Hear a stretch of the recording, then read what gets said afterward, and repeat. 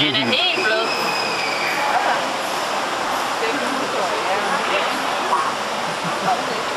Ja.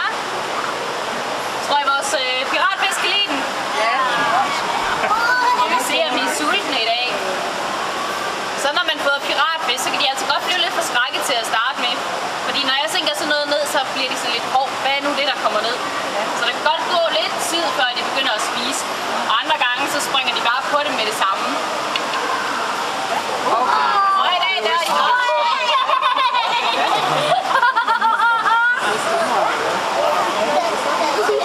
Hvis I lægger mærke til det, så er det faktisk sådan med piratfisk, at ofte, der er de to, der bliver på samme side, og så bider det fra hver sin side af. Så på den måde, så kan de altså bruge hinanden som modvægt, og så er det lettere at blive noget kød af.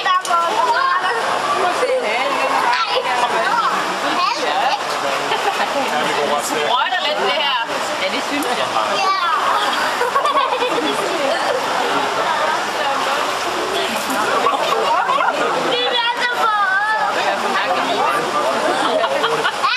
Skal vi se, om vi kan se, hvor meget de har fået spist indtil videre? Ja. Må jeg se, om jeg overhovedet kan få den op igen? Der kan man lige se alt, hvad sådan en rotte har inde i maven, hva'? Der er i hvert fald noget leverhold. Det er hele der. Det, der er lidt sjovt med de her piratfisk, det er, at her i den vestlige verden, der har de altså fået ry for at være nogle meget glupske dyr.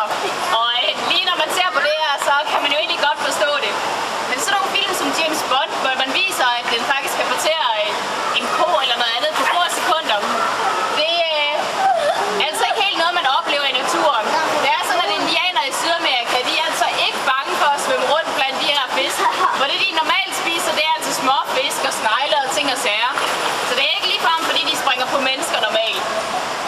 Det er kun, hvis de sådan bliver fanget op i en lille sø eller et eller andet, hvis floden den tørrer ud.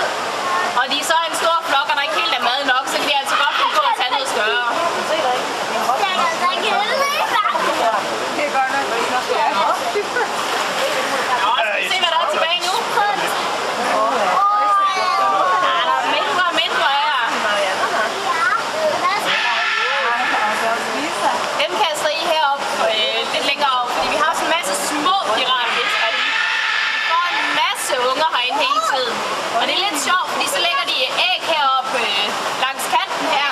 Og så hanner de svømmer hen over æggene hele tiden, fordi på